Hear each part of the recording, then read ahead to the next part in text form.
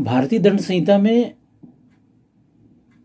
कई सारे ऐसे शब्द को परिभाषित किया गया है जो मानसिक स्थिति को दर्शाते हैं, जैसे बेईमानी पूर्वक, कपट पूर्वक, कूटकर्म। तो ये शब्द यहाँ पर परिभाषित किए गए हैं, तो वो सामान्य रूप से मानसिक दुराशय को व्यक्त करते हैं। अब भारतीय दंड संहिता में दुराशय का सिद्धांत कहाँ है? अगर आप अभिव्यक्त रूप से देखेंगे तो कहीं पर भी आपको दुराशय का सिद्धांत नहीं दिखेगा, जिसे कहते हैं मेंस रिया। और इस संबंध में एक लैटिन प्रोवर्ब है, एक्टस नॉन फेसिट रियम निसी मेंसिट रिया। मतलब कोई भी कार्य किसी व्यक्ति को अपराधी नहीं बनाता है जब तक कि उसकी मानसिक स्थिति दुराशयपूर्ण न हो। यानी अपराध तब माना जाएगा जब उस कार्य करने की उसकी मानसिक स्थिति दुराशयपूर्ण हो। जैसे अगर कोई व्यक्ति मन में कोई बुरी भावना रहते हुए किसी व्यक्ति को चोट पहुंचाता है, उसकी मृत्यु हो जाती है, तो ये हो गया दुराशयपूर्ण मन में एक आशय रहते हुए भी वो कार्य करना जो दंडनीय है, तो ये दुराशय होगा। लेकिन अगर मान लो कोई व्यक्ति अपने वाहन से रोड के ऊपर में जा रहा है और अचानक कोई बच्चा उसकी गाड़ी के सामने आ जाए, उसकी मृत्यु हो जाए, तो हत्या न होकर के उसको वो मानव वध होगा। ये वो जो व्यक्ति जिसकी मृत्यु हो गई है उसे मारने का आपके मन में कोई आशय नहीं है, तो वो आपराधिक मानव वध नहीं है और न वो हत्या है। वो जो है वो दुर्घटना या दुर्भाग्यपूर्ण तरीके से हुई किसी की मृत्यु है। तो क्या इसके लिए आपको दंडनीय किया जाएगा? तो इसका उत्तर है कि नहीं, क्योंकि आपकी मानसिक स्थिति दुराशयपूर्ण नहीं थी। भले ही आपको नेग्लिजेंस या उपेक्षा पूर्वक कार्य करने के आधार पर, उपेक्षा पूर्वक, लापरवाही पूर्वक वाहन चलाने संबंधी धाराओं में आपको दंडनीय किया जाए, लेकिन आपको हत्या के अपराध के अंतर्गत दंडनीय नहीं किया जाता। तो दुराशय का सिद्धांत जो है इतना महत्वपूर्ण है कि मेंस रिया या आपराधिक दुराशय शब्द आपको कहीं नहीं मिलती। लेकिन मानसिक दुराशय क्या है? मानसिक दुराशय है आपके मन की एक स्थिति, मन स्थिति, मेंस रिया। तो आपके मन में अगर कोई बुरी भावना है तो उस बुरी भावनाओं को व्यक्त करने के लिए कई सारे शब्द हैं। जैसे आपके मन में बेईमानी है, आपके मन में कपट है, आपके मन में कूट रचना का भाव है। तो ये जो अलग अलग मानसिक अवस्थाएं हैं, उन शब्दों को भारतीय दंड संहिता में अलग अलग धाराओं में परिभाषित कर दी गया है। इसलिए हमको मानसिक दुराशय शब्द एक साथ आपको कहीं नहीं मिलता है।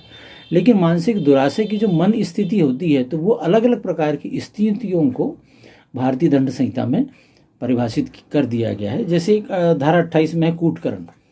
जो व्यक्ति एक चीज को दूसरी चीज के सदृश्य इस आशय से करता है कि वह उस सादृश्य से प्रवंचना करे, या वह संभाव्य जानते हुए करता है कि तद द्वारा प्रवंचना की जाएगी, वह कूटकर्म करता है, यह कहा जाता है। अब एक व्यक्ति को किसी दूसरी वस्तु के स्वरूप के अनुसार ही वैसे ही ढाल दिया जाए। जैसे कि एक सिक्का, आप जो है भारतीय सिक्का है, उसकी जैसी सेम सिक्का आप बनाते हैं, और आपके मन में अगर मान लो ये आशय है कि उस सादृश्य से प्रवंचना करें, उससे धोखा देकर उसका आप चलाएंगे मार्केट में।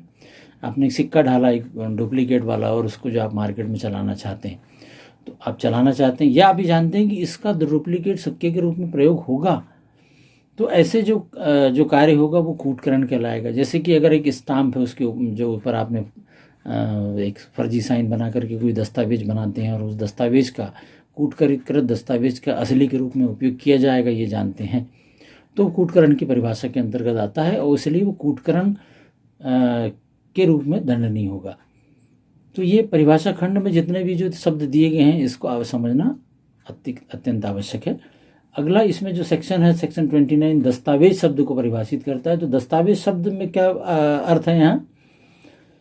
किसी पदार्थ पर अक्षरों, अंकों या चिन्हों के साधन द्वारा या उनमें से एक से अधिक साधन द्वारा अभिव्यक्त या वर्णित किया गया हो, उस विषय के साक्ष्य के रूप में उपयोग किए जाने को आसीद हो या उपयोग किया जा सके। अब इसमें शब्द देखें, दस्तावेज शब्द की परिभाषा में पदार्थ पर अक्षरों, अंकों या चिन्हों के साधनों द्वारा। तो प्रश्न उठता है, क्या एक पत्थर जिसके ऊपर में कोई अंक या चिन्ह या निशान अंकित हो दस्तावेज हो सकता है? तो उसका उत्तर है हाँ। जैसे मान लो अगर कहीं हत्या का अपराध हुआ है, और जहाँ अपराध हुआ है वहाँ पर पत्थर हैं, और उस पत्थर के ऊपर में उस मरने वाले व्यक्ति के या जिस व्यक्ति ने मारा है उसके खून के निशान या कोई कपड़े का टुकड़ा या उसके कोई सामान जेब से गिरा हुआ बरामद होता है तो वो दस्तावेज के रूप में उपयोग होगा न्यायालय के समक्ष कि उस घटना स्थल पर ये व्यक्ति मौजूद था, ये उसका ये एक साक्ष्य के रूप में प्रयोग होता है। तो दस्तावेज का मतलब हमेशा ये नहीं कि कोई लिखित जो है कागज का टुकड़ा होगा तभी वो दस्तावेज होगा। दस्तावेज में कोई भी पदार्थ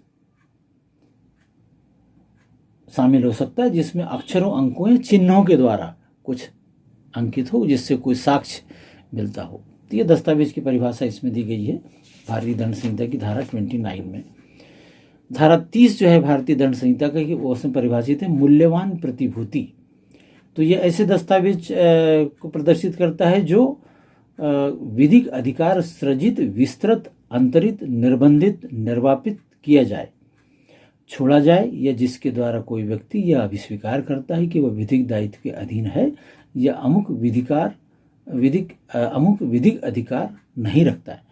तो ये जो दस्तावेज जो किसी विधिक अधिकार का सृजन करता है या किसी विधिक अधिकार के न होने के संबंध में बात करता है, ऐसी कोई भी दस्तावेज जो है वो मूल्यवान प्रतिभूति के अंतर्गत कहलाती है। जैसे आपको एग्जाम्पल के लिए बता दें, जो चेक होता है, तो चेक जो है वो एक कागज का टुकड़ा जरूर है, लेकिन उसके ऊपर में देने वाले व्यक्ति के हस्ताक्षर हैं और जिसके नाम वो जारी किया जाता है उस व्यक्ति का नाम है और उसमें एक अंक लिखा हुआ है कि इतने पैसे।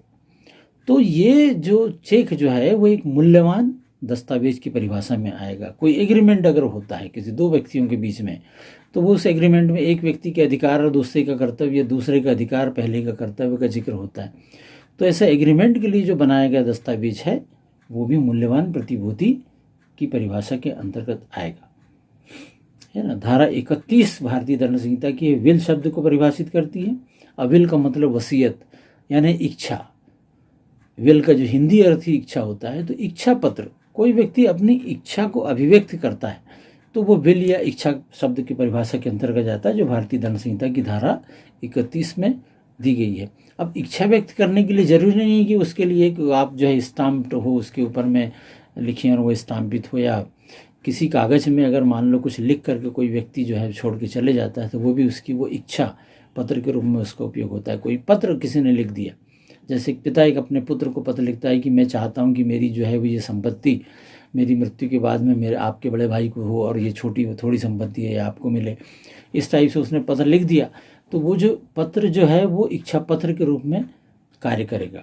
तो इच्छा पत्र से मतलब कोई ऐसा दस्तावेज जिसमें किसी व्यक्ति के इच्छा व्यक्त होती हो किसी संपत्ति के बारे में, तो वो इच्छा पत्र के रूप में कार्य करेगा। ये धारा 31 में है। और धारा 32 जो है वो कार्यों का निर्देश करने वाले शब्दों के अंतर्गत अवैध लोप आते हैं, इस संबंध में परिभाषित करता है। और धारा 33 कार्य और लोप, इसको परिभाषित करता है। कार्य शब्द कार्यावली का द्योतक है, उसी प्रकार एक कार्य का, और लोप शब्द लोपावली का द्योतक है, उसी प्रकार जैसे कि एक लोप का। अब इसको जो है मैं एक चार्ट के द्वारा बताना चाहूँगा कि ये जो कार्य और कार्य लोप में क्या क्या चीज़ शामिल है। तो इसमें कार्य में कार्य अकेला एक कार्य या कई सारे कार्य या कई सारे कार्यों की आवली, जिसे आप कहते हैं सीरीज ऑफ एक्ट।